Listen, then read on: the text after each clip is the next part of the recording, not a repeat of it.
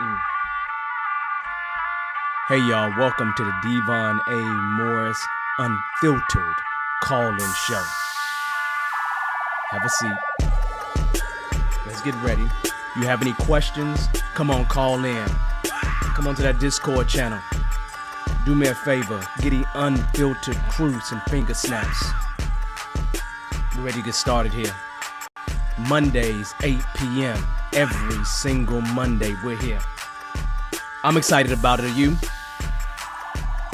Let's get this show started, y'all. The greatest Scrum show on earth. I'll see y'all soon. Enjoy.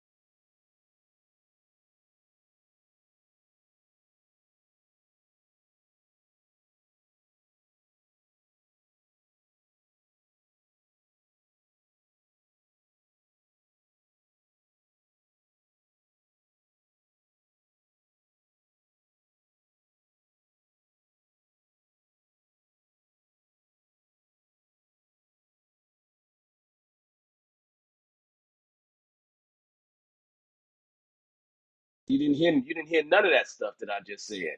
So you definitely hear me now. I don't know what happened, but it just did something weird, right?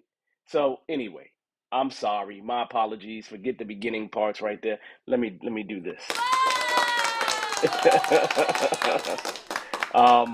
you know, anyway, I don't know what happened, right? Somehow my headphones were saying and it just switched over somehow. But anyway, um welcome to the show. You know this is the Unfiltered Call-In Show.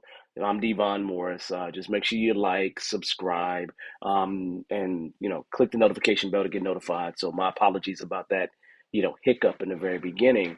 But now I can see everything is working as expected, right? Um, for anyone who is joining the show, you know how to join the show.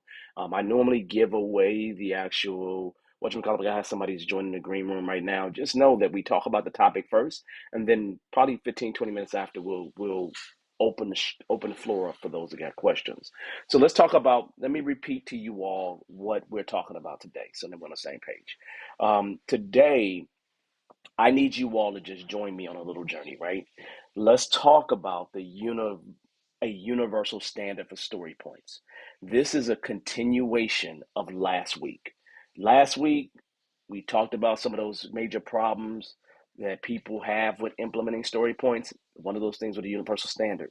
And there are people out here that really can believe. So just do me a favor. I know that many of you all have done this before, have tried this before, and maybe you have something against that universal standard. But let's talk about it. Let's have a clean slate today, and let's talk about it and see where we go from there. Outside of that, it's just been nothing but goodness, y'all. Hopefully, you all are having a great time this week, and you are really getting into the thick of everything. But what I'm gonna do is jump into the topic, right? So let me say hi to everybody first. So first of all, Patrick, thanks everybody for letting me know. But welcome, Patrick. How you doing? Hopefully everything's going well for you. Let's see, Addie, how you doing? I know you couldn't hear me, but hopefully we got it right now, right? Yusuf, how's it going? Thanks for letting me know that you couldn't hear me. But we're back where we need to be. And then my people on LinkedIn, the same thing for you. Just make sure that you say hi to me, and I'll say hi back to you as I usually do. I'm gonna check over there real quick, and we're good to go. So, all right, so let's talk about this topic, right? This is a interesting topic, and it's near and dear to my heart right now because story points can be a really tough one for people, right? And one of the things that I wanted to kind of get with you all on is um, thinking about the normalization of story points and utilizing that normalization as a way to establish more consistency, um, and maybe even establish more collaboration across teams, right? So why is the normalization needed, right?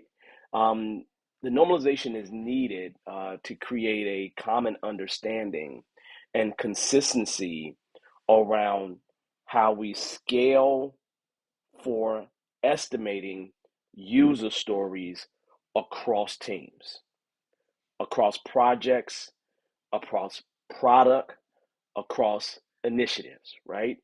That's the need for normalization. Now, whether you think it's right or wrong is irrelevant for this conversation, at least right now. Um, but I believe that that is at least one of the number one reasons why there is a need for normalization. If you think that that's the number one reason, then let me know in the chat. If you think there are other reasons why people need to normalize story points, then let me know. But that number one reason for me is estimation across teams, across projects, across efforts, so then people can make decisions. So, what do you think is the need for normalization of story points, right? So, drop that in the chat on your reason or why you think that is. Now, here's other things that I would like to bring up, right? If we had normalized story points, we probably could have more collaboration happening, right? At least planning around it, right? Um, Better resource utilization, right? And then it would enhance our ability to be able to compare things across teams, to be able to measure things across teams, right? Because at some point, you want to get as much bang for the buck. Any organization wants that, right? And so with a lot of teams, there's no way to compare individuals, teams, scrum masters, whatever. So this would actually help with that. So that's one of the reasons why people want to see story points get normalized to some degree.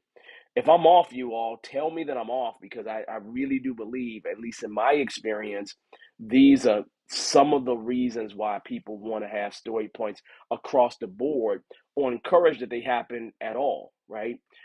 Is that they want to see that happening.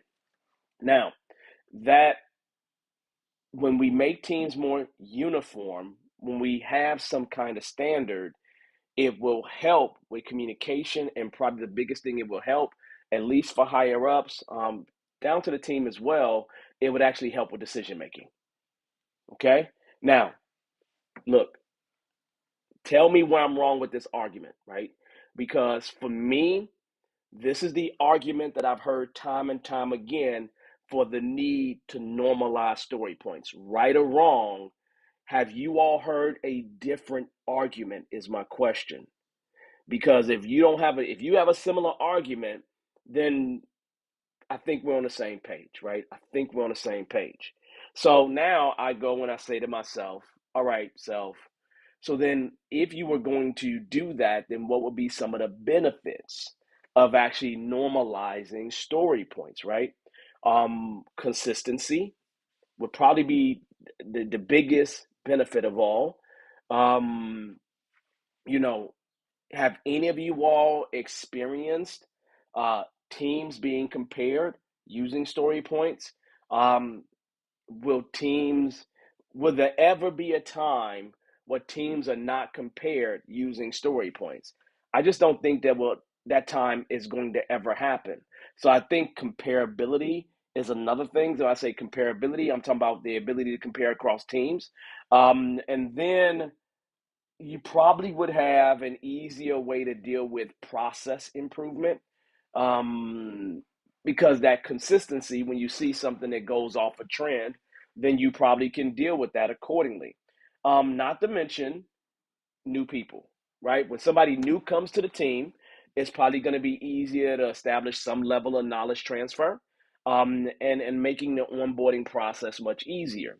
So for me, when I think about the many arguments that I've heard in terms of normalizing story points, those are the arguments that I classically hear. Classically hear. If you hear similar arguments, great. If you hear something different than that, and again, I'm not just talking about people just trying to weaponize story points. I'm talking about legitimate reasons why people really want to make story points a universal standard. Okay. Um, I see here the let's see, to be able to compare performance between teams. I see that as an option.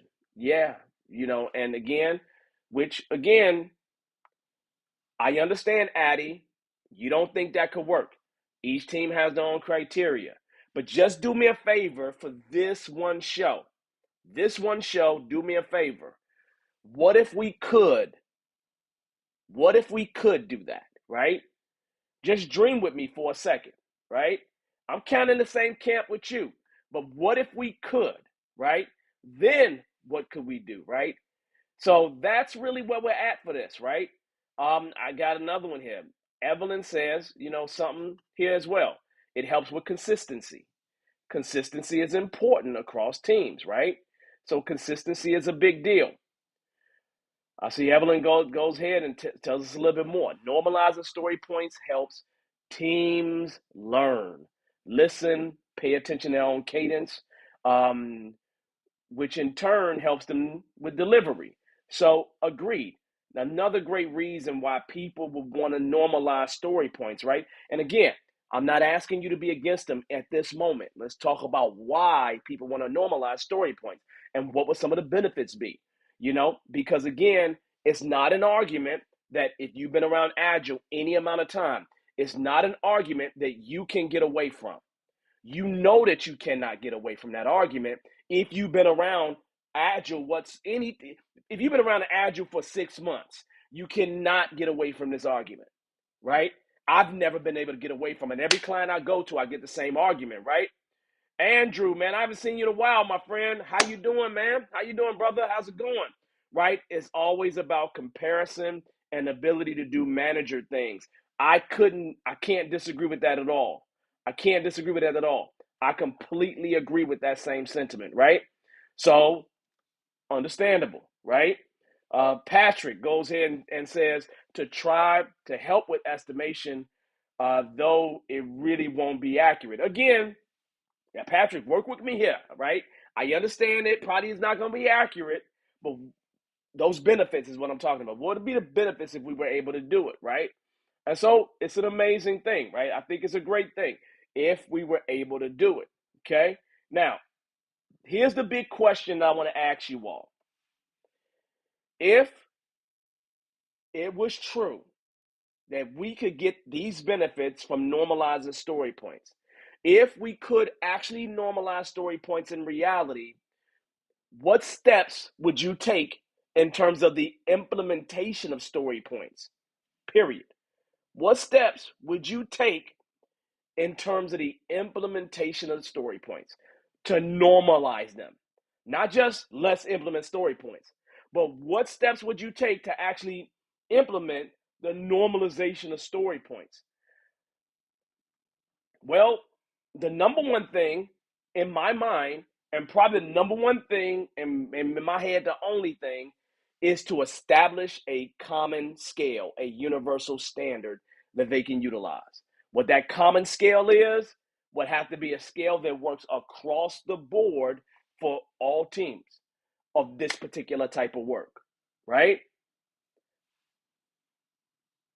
But what if we can do that? What if we can define a consistent scale that reflects complexity, effort, and risk?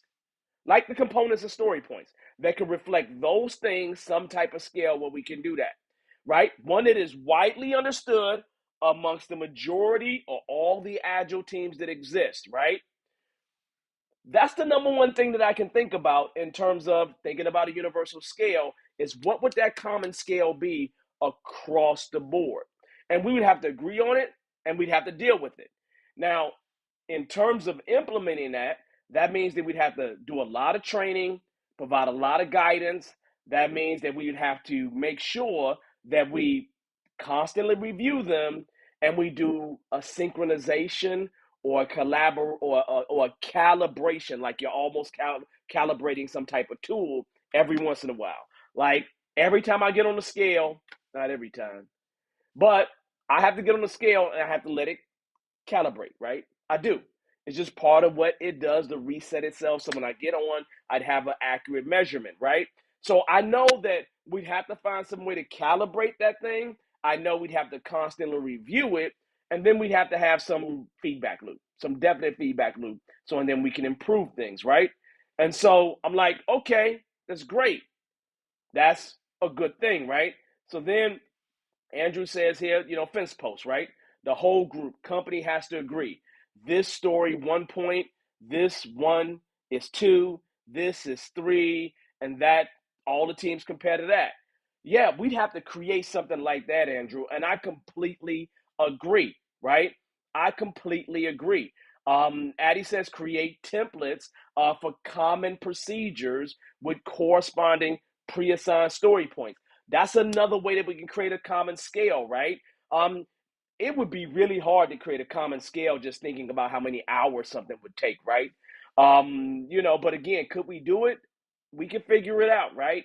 And so if we were able to figure out that common scale, that would be really, really interesting, right? You have to do the recalibration frequently as to not drift. I agree. I mean, every time I get on my scale, if I get on it every day, every time I jump on the scale, I have to recalibrate, right? It happens constantly, and it's no worries. It's just what happens again and again and again. So I'm not surprised by it. I'm not shook by it. It's very normal. And I think for you all understand that we would have to do that in some kind of way. We'd have to definitely do that in some kind of way, which is interesting, but I like the idea. I like the idea. It warms, it doesn't, I can't say it warms my heart, if I'm being honest with you, right? Okay. Now, here's the deal. You all know that I have that there's one problem with this common scale. You all know there's one problem with this common scale. We could never truly create it. Why could we never create this truly common scale and not have to do a whole lot of what Andrew's saying, recalibration, recalibration, recalibration, recalibration, right? So what are the reasons why we can never truly create this common scale? What do you think one of those reasons is? Talk to me. Throw it in the chat. I know one reason is two words. One reason why we could never create a common scale, right? Let's see. Let's see. Evelyn says a story point can help with the management of cost and resource allocation. Agreed, right? We can agree on that, right? But what's that one reason or two reasons why you can't do it? And I'm gonna go. And Andrew says here, people and People and teams are individuals. No two are identical. No two requirements are identical either. So when I look at that, it says to me, at least what Andrew is saying here is subjectivity and variability. So when I think about what Andrew said right there, it boils down to two words to me: subjectivity and variability. Let's see. Patrick says teams that have been doing something for a while get better and faster at doing it. Yeah. Again, variability will come into play. So when I look at it, the main reason why we could never, ever create a common scale would be subjectivity and variability. However you want to parse that out, it doesn't matter to me. No two teams are identical. I agree. The requirements are different. I agree, right? The teams learn and get better over time. I agree. Different experience. I agree. Different complexity. I agree. Different risk. I agree. Subjectivity and variability is how I would boil it down in a nutshell. I mean, literally, that's how I would boil it down in a nutshell. So, seriously, when you just sit back and think about it, the truth of the matter is, and you all know this to be true, but we could never normalize story points within a team. Yes, yeah, but across teams, that could never happen. I mean, it can happen, but it's going to be a lot of non-value add but necessary activities that you're going to have to do to make it work, which is not even worth it because our main point, even in the definition of Scrum, is to generate value. Does that make sense? So really, it makes no sense to do it whatsoever. And not to mention, you don't need story points to deliver. Like there's this concept in everybody's mind that we need story points in order to be agile, and that's the furthest from the truth, right? So realistically, we know that we truly could not create a universal standard for story points. I understand the reasons why people want to create it. It's just reality that's not going to work. Now, could you create a universal standard for predictable work? Absolutely. So I can go to Ford or Toyota and on an assembly line, that work is predictable. I can create a universal standard for that kind of work, or at least ranges of standards within that work because that work is predictable. But the kind of work that a lot of times we're doing within the agile community is not predictable work. It just is not. And so two developers can take the same requirement and because of subjectivity, completely code it differently, right? And so realistically, it just is different kind of work. And because we're doing a very different type of work, it requires different tools, it requires a different knowledge set. It does require subjectivity, and you're just going to get variability because we're working with complex adaptive systems. And one of the key elements or one of the key characteristics of working with complex adaptive systems is that you're going to have specified resources or specified skills, I should say. And specified skills already takes away from consistency across the team. So that means that different skill sets are needed within a team in order to deliver something. So that makes it even tougher to do because we're dealing with a complex adaptive system. So you just got to remember and understand what you're dealing with, right? And it's not that we don't want to. Hell, I would love to create a universal standard when it comes to story points.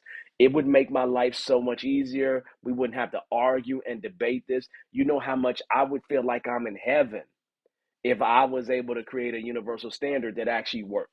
Now, I'm not talking about creating a universal standard and it don't work. I'm talking about something that really works, right? So we all would love to make things more predictable. It would make all of our jobs way easier, right? Some of us would lose our jobs for sure, but the idea is that it would make our jobs way easier to have a universal standard. But in practice, I have never been able to establish a universal standard, and I have literally been doing Scrum consistently since 2005. So I've been doing Agile since 2005 consistently. Okay. So I'm about to run up on 20 years, man. in a couple years. I'm running up on 20 years in a couple years of doing this Agile thing, right? And so, literally, over that time, I've never been able to create a universal standard. Not from lack of trying. I've tried. It's never worked. I've tried in many different ways and it's never ever worked. Okay. So it's really, really, really, really important for you all to understand that.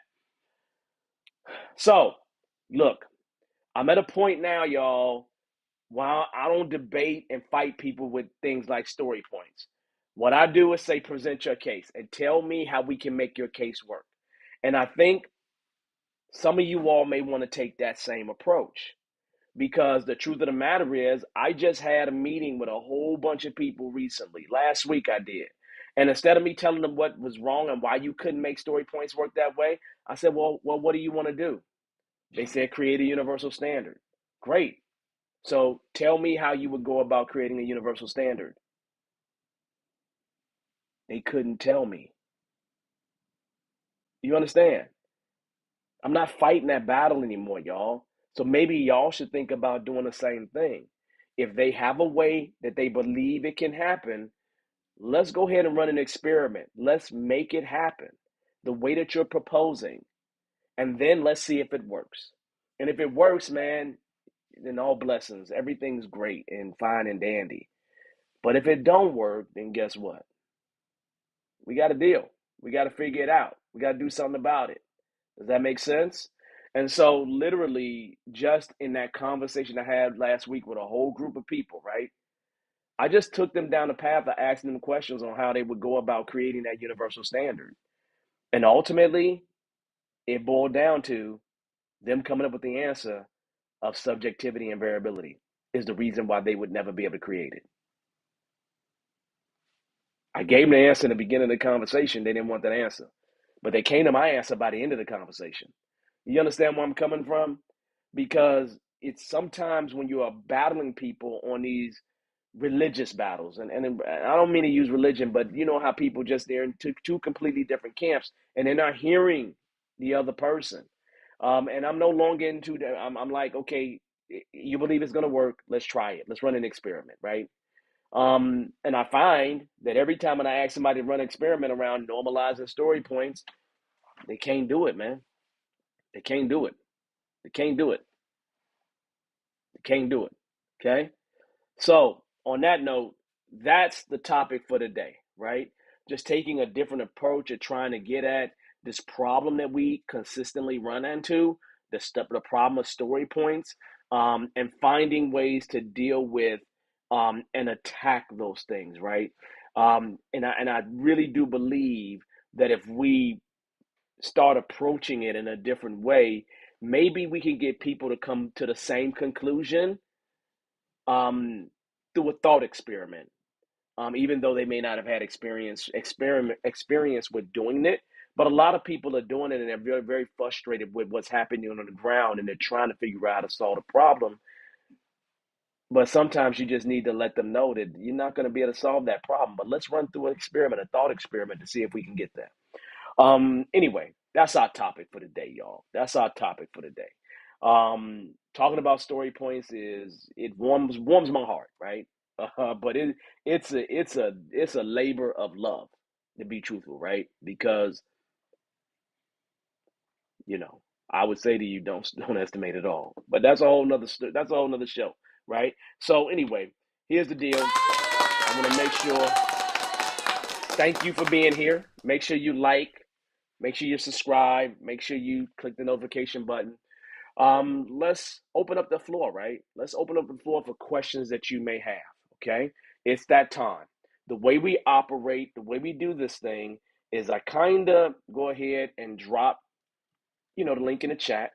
So this is how you join the show, right? So if you want to come live on the show to answer a question, click that link. I just dropped it on YouTube, and I'm going to go drop it on LinkedIn as well, just in case anyone wants to join us from over there. But just come on in. Water's fine. If you have any fear about joining the show, that's okay. Just drop your question in the chat and I will pull it and I will answer it as best I can. but it's always better for us to have an exchange. Does that make sense? So I would love to see you join us on the actual show. I'm gonna say to my man Andrew, hey man, I was in Indy like a week and a half ago, brother, for real.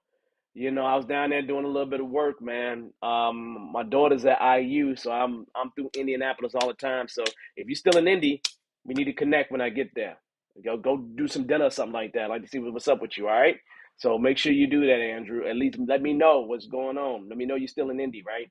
And let's connect. I should still have your number, man. If not, send me an email. You should have my email. My email ain't changed, right? So send me an email, brother, right? I want to connect with you, right? You in San Antonio. Oh man, you even closer. So hey, I'm in Dallas, man. Well, I ain't in Dallas right now, but when I get to Dallas, let's connect. It ain't a big drive, right? I gotta find a reason to come down to San Antonio anyway. One of my little cousins is down there in boot camp. Yeah, one of my little cousins is down there in boot camp. So definitely I'll be coming down there when he graduates in, about 6 weeks, right? So let's connect, man. Let's connect. For real. San Antonio. I like San Antonio. I didn't grow up in San Antonio, but I grew up from an agile perspective in San Antonio. That's why I got the big kahunas. Anyway. All right, so anyway, I have someone here. Let's go ahead and get ourselves to a place where we can actually have a conversation. Okay, so we're gonna see how it's gonna work. Johnson, are you there? Come on and join us, my friend, if you're there, because I see that you're there. Are you coming on the show to join us? If so, you gotta unmute yourself though. Or you just here watching? You gotta unmute yourself. There's a mute button. Click the mute button. Hello, Yeah, how you doing? I'm good. How are you?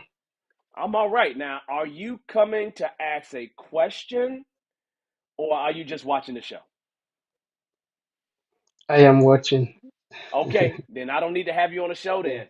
Then continue to watch. You don't need to be in the green room to watch though, okay? So I'm going to hang up, get you okay. out the green room and just continue watching us as regular, okay?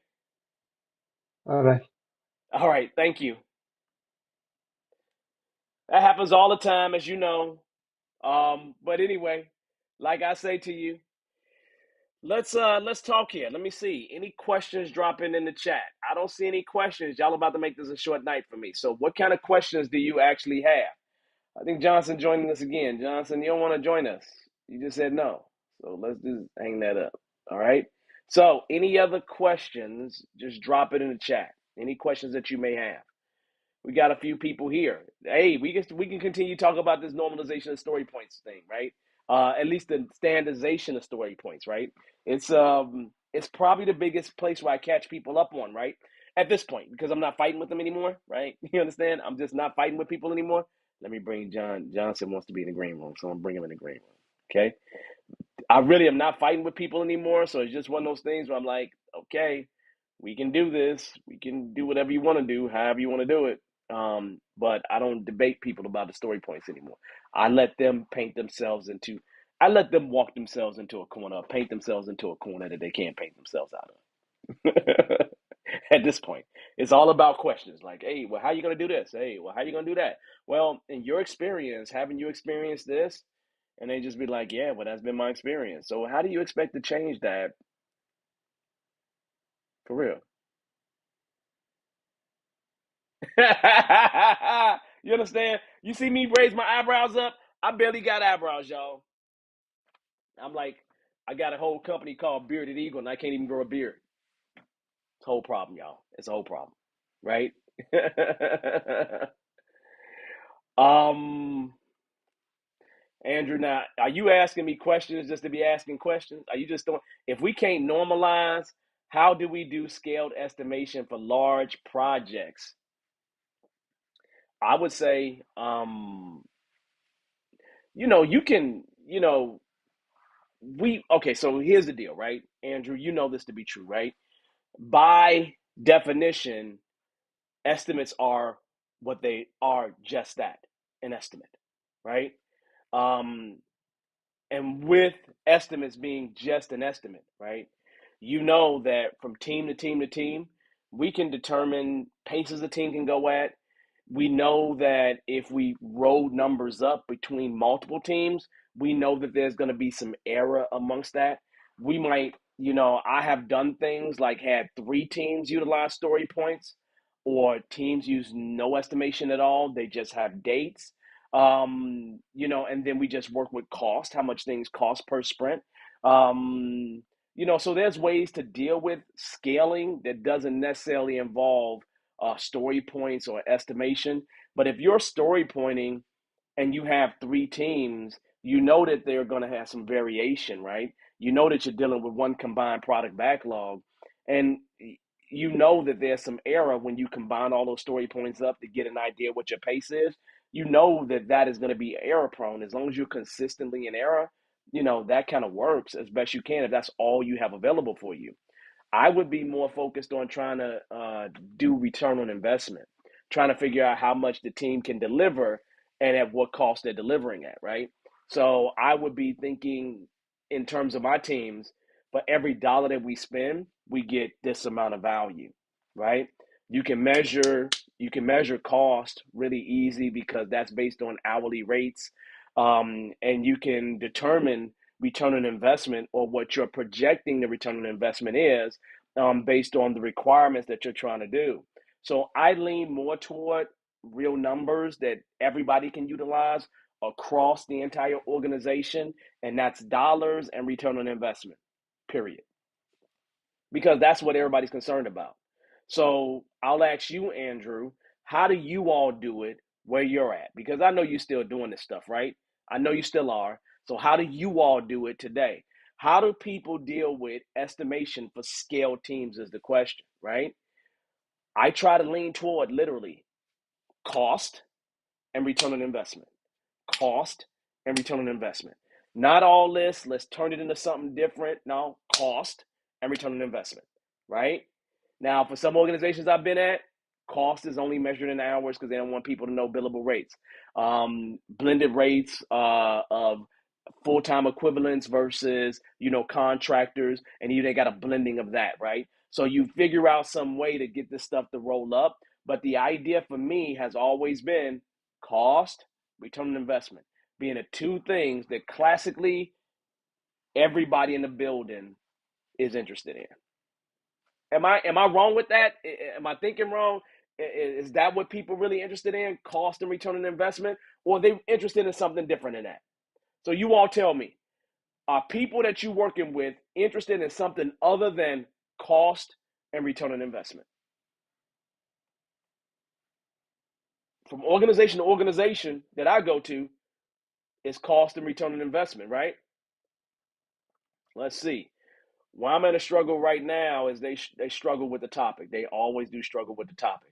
My opinion on how to do things doesn't differ from you. You know that. Andrew, I wouldn't expect your opinion to differ much from mine, right? you know, so I'm expecting. I remember I was working with an Agile coach who is Bearded Eagle alumni, right? On this effort, I'm working with a team, and he said this to me. Well, when I do story points, I start off with a three in terms of my standard. Now, Andrew, don't that sound familiar to start off with a three? Because I know I trained that, right? So literally, how much, how soon, at the end of the day, the truth of the matter is when you say how much, how soon, what do I get? How much? Dollars, resources, and other costs go into that. How soon? Date, that's time, right? And then what do I get? Scope. That's the triple constraint. So the question is always around a triple constraint. And so I don't see any reason why we should be having conversations that extend anywhere outside the triple constraint. And all the other things try to feed into the triple constraint in one way or another. So I can take story points and utilize story points with the triple constraint. I can take story points and create earned value with story points. I've done it. I've done metrics in all kinds of ways. But at the end of the day, people are worried about cost, time, and scope. As Andrew says here, how much? Cost. How soon? Time. What do I get? Scope. Those are the three questions that you should be asking around the triple constraint. So then the question is, why are we as Agilists promoting anything that doesn't directly answer those three questions? I mean, literally, just really ask yourself that question, right? Why are we as Agilists? We know that those are the three questions that everybody wants to get answered, right? It's going to be related to time, scope, and cost. Period. Right? When has that not been your life, right? So why do we do all of these newfangled things or different things to come up with something different that doesn't directly answer that question or those three questions? It makes no sense to me. It makes no sense to me. Can somebody tell me why we do that? I don't understand why at all. It makes zero sense to me. Okay? So I'm just like, whoa, wait a minute. This is crazy. Why do we do this? Um, and it's one of those things where, when it comes down to it, like I got class today, and I'll probably show this in class later this week or whatever. I'm gonna grab it. I'm gonna show it to you all right now. Some of you all have seen this. If I can find it real quick. Some of you all have seen this, but once again, could I use story points to answer all the questions related to the triple constraint? I can. There ain't nothing to it. Like I can absolutely answer every single one of those questions. I can use that with story points, but guess what, y'all? I can do it with hours as well. I've learned that I can do it counting gummy bears too. I've learned that I can do it if I get every single story down to 3 days and just count the number of stories total. I've learned that I can do it regardless of what metrics we're using at the core level, but it gets back to the same thing, the triple constraint, right? The triple constraint, right? The triple constraint. And why do we do all these things that answer some piece of the triple constraint in some newfangled, disguised way? You understand? People want to put on a disguise, right? They want to hide behind a box, right? No, man, that's not what we do, man. How are we gonna have how do we promote transparency and want to hide behind all these other things? No, no, no, no, no. What people want the answers to is really crazy things like scope, time, and cost, right? Yeah, gummy bears are cool. Yeah, they're the best. Yeah, you're right. I've actually estimated what we used gummy bears for a few sprints, and it was interesting. It was interesting. It just you find ways to do things, right? And a lot of times when I was finding ways to do things, it was a way of me trying to protect the team. It was just a way of trying to protect the team. And realistically, it's like, why? You know, realistically, you're either going to torture the team or you're not, right? You're trying to find reasons to torture them or you don't. That's how what it boils down to. Really, nothing more than that. Nothing crazy beyond that. It just is what it is, right? But explain to me, can somebody help me out? Why are we doing things that don't answer the question? Like, literally. People want to get the questions around scope, time, resources is cost. I only put resources here because most people understand that better than cost because they normally don't have the actual cost.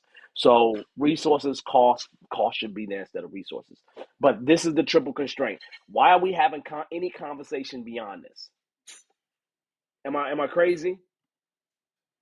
Am I thinking about this wrong?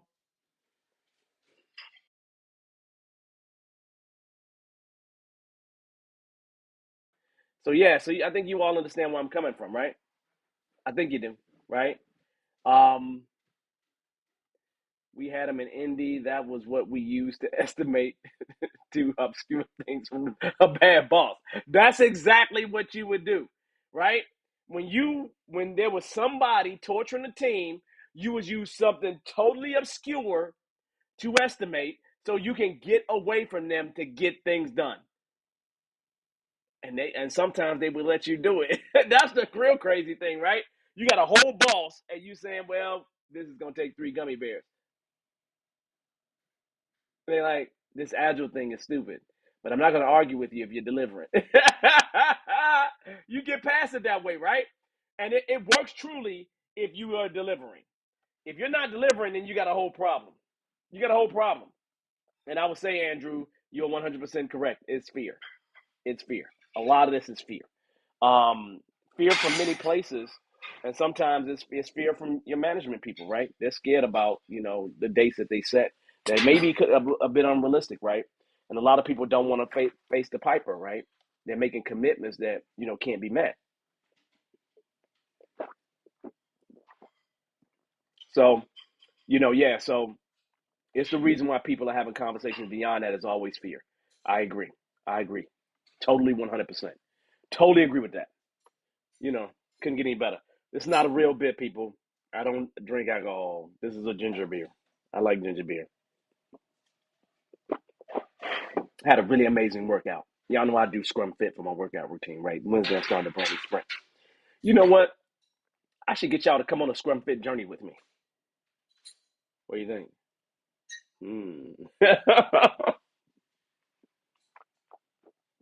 That would be interesting. Every week to check and see how people are doing.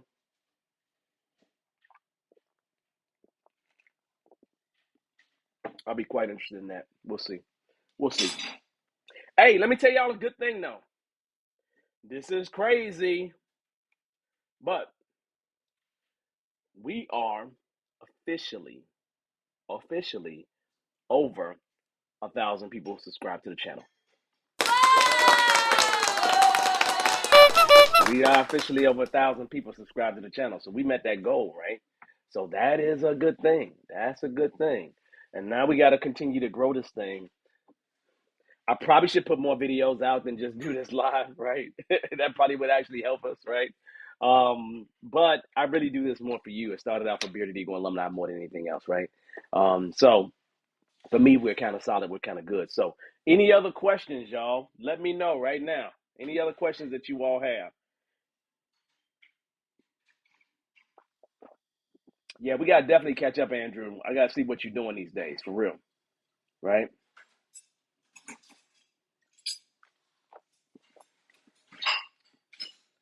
Rajiv says he's gonna join Scrum Fit with me. Okay, Rajiv. I got to be prepared to get bigger though. Whatever your goals are, is your goals, right? So we definitely, you know, definitely got to figure that one out. Yeah, I do need to come down to San Antonio. I got some people I need to see down there. We did a lot of good work down in San Antonio, USA, rack space, military, good work. Yeah, just all kinds of good work, right? Wells, Pearson, good work, man. I love San Antonio. I almost decided to stay there, but it's a really truly a family town, like for real, for real. And let me tell you what's disappointing about San Antonio. The Alamo ain't what you think it is. Like you go to the Alamo and it'd be like you be having all these expectations, and then it'd be like, okay, that's it, okay. But the Riverwalk is dope though. The Riverwalk is dope. Yeah, I love San Antonio. I really do. I love San Antonio. I really do. I love San Antonio. I love San Antonio.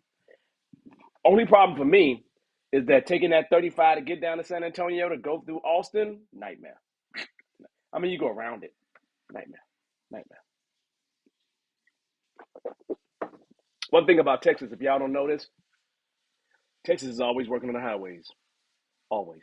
It's crazy. They build highways in the sky, like high in the sky. So you ever come visit Texas, you're gonna see highways in the sky, high in the sky. you know, I remember though when I first went down to San Antonio, y'all. There was a day I was down there where the weather swung literally from like it was a 70-degree swing. I remember a guy named John Healy that I was working with down there, right? And he was like, "Look, we don't have no jacket on because you just got to wait till later. It's going to be really hot." And it was like a 70-degree swing in terms of the weather. I said, "This is crazy." And then that was like the first week I was there. Then the next week I got a postcard in the mail that said, "Become a resident of Texas, no state taxes." I turned my driver's license in the next day and became a resident of Texas, 2007. It's crazy. Like literally, it was crazy. I think this is after I got the NJ1, NJ2 tax in New Jersey. I was like, whoa. And Illinois don't be doing nothing for you anyway. Yeah. Yeah, Austin traffic is ridiculous. I agree. All right, so other questions, y'all. Any final questions before we say we're done for the day? I love and appreciate y'all. Thank you, thank you, thank you, thank you for helping me get to that 1,000. It's been a pleasure. It's been a labor of love, slow grow, but I wasn't expecting to see 1,000 people be subscribed anyway. I really wasn't expecting that, right? You know, now since they're 1,000, I guess I got to do more stuff. So, what do y'all think we should talk about next week? Let me ask y'all that question because I was going to find another story points debate to debunk.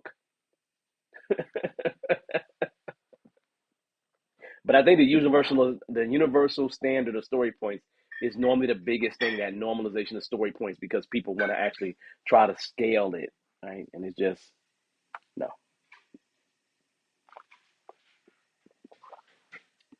You can answer questions around scope without all that craziness around scope, time, and cost.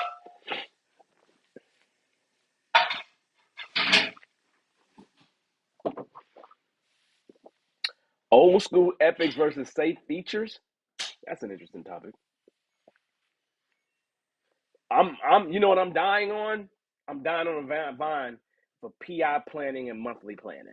Right now, I'm dying on the vine on that right now. I got these organizations that keep implementing safe, and then they get stuck in the PI planning cycle, the release train cycle, right?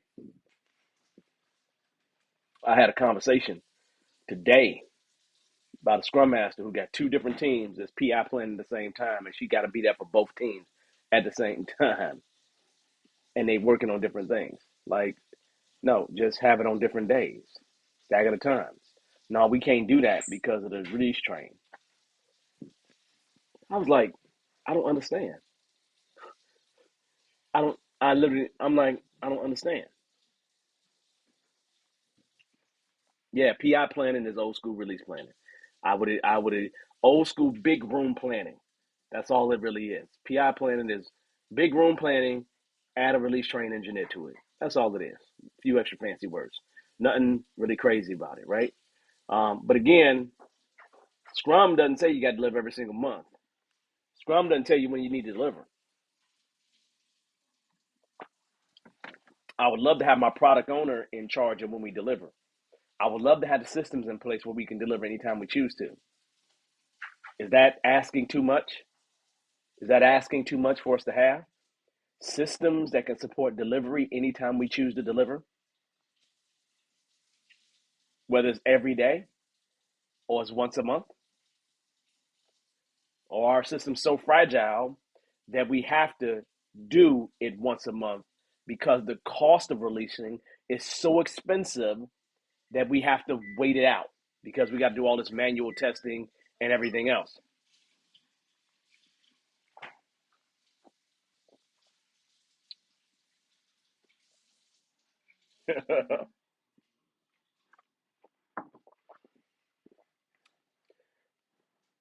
So wait a minute. So here's the deal, right? So what you're saying, Andrew, is safe rules, they have to have it the same day. So what they're doing is they're letting a process control what they're doing. When I guarantee you, it makes no difference whether they did it the same day or separate days. It makes no difference, I guarantee you. That makes no sense. Makes no sense at all. Makes no sense. It makes no sense whatsoever. And that's exactly, when they said that to me today, I was just like, well, why can't you just do it on different days? Well, the release and this and that. I'm like, huh? Huh? Nothing in Scrum, nothing in Agile says you gotta release on the same day. Nothing in Agile says you gotta plan on the same day. There's not these constraints that exist. So we have to do all this stuff on the same exact day. Yeah, I agree with you, Andrew. It makes no sense. I'm not an SPC. I actually was gonna go learn safe from Dean Leffingwell. I never did take the class. I never did take the class. I would actually trust you doing some training for me, Andrew. Some safe training. You probably break the building down and tell them all the right things to do. I don't need you to be breaking the building down and tell them all the right things to do. One thing, one thing that I am getting more work on is agile rehabilitations because people implement these big gigantic frameworks, and when they don't work, I come in and rehab them.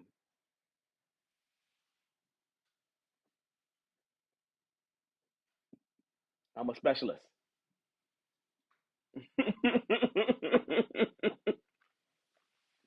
That's crazy. That's crazy. So look, one day we're gonna have to get people safe experience and talk about it, the goods and the bads, because I don't think everything's bad and safe. Safe got a lot of good practices. Again, prescriptive is interesting, right? But as Andrew says, it sells. It sells. It sells. It sells, right? It sells. And management does love the idea.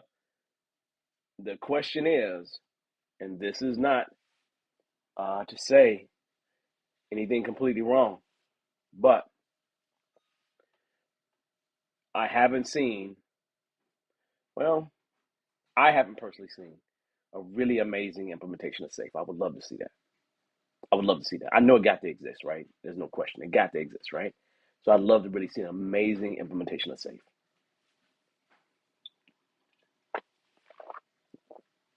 And again, I support it. Love to see an amazing implementation. So on that note, I think it's our time, y'all. This has been good. Thank y'all for dealing with me, dealing with me with the standardization. Um, it's just it keeps coming up, y'all. I don't know how you get around it without getting people to try to understand why they can't do it. Because the debate is old now, right? The debate is old. So anyway, y'all, I think we're good to go. I appreciate everybody for joining us for our time. Maybe we will have some conversations and maybe start dealing with some other topics. But the story points topic is always fun to me. It's always fun to me because we still deal with a lot of the similar problems. But on that note, look, y'all, it's been a pleasure. I want you to make sure you have a super amazing week. Make sure that you have as much fun as you can. Yeah, thank you, Evelyn. This was a great topic. I enjoyed this topic. Let's keep doing great work, y'all. And I forgot to remind y'all, don't forget the bankable event. Let me make sure that I give you the link to the bankable event. If you don't know what I'm talking about when I say the bankable event, some of you all already know. I will be doing in April an event where we turn our passions into profit. Turning your passion into profit. I have done that time and time again with things that I've worked with, and I've been doing Agile, Scrum on my own without anybody's help. So I've been able to turn my passion into profit, and that's what I'm showing people how to do. 3 day event, 3 day event. The 3 day event in August 17th, 18th, 19th, $97 for the 3 days. If you want the VIP, $197. But it's gonna be 3 full days. Look, I'm gonna say it to you this way. We are going to learn a ton of stuff, but here's the deal. If you are not ready to take action, don't come. Like, I don't want to see you if you're not ready to take action. This is where we get the big dogs off the porch. This is where we get people to come on out here to make this happen, to make that happen, make your dreams come true. So that's what we're doing August 17th, 18th, 19th, is we're going to have the bankable event. So you got the link. Come join us. Other than that, I will see you all next week. Enjoy the rest of your week. Have a good one. Bye-bye.